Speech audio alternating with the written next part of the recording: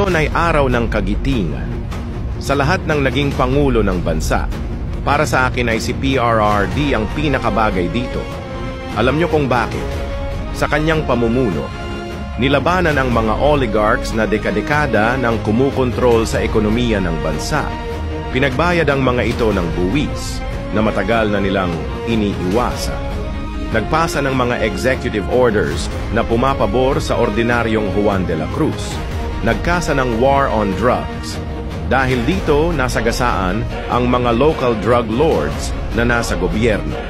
Malamang alam nyo na din namang may mga tao sa gobyerno ang sangkot dito. May mayor nga na thank you na. Sayang kung nagpatuloy sana ito. Kung tapang lang ang pag-uusapan, kahit yan lang dalawang nabanggit ko, ay sobra na para sukatin ang kagitingan ng isang Rodrigo Duterte. Kung isa kang pinunong, hindi mo bitbit ang bayag mo. Hindi mo kayang gawin ang nagawa ni PRRD na labanan ng mga puwersang yan.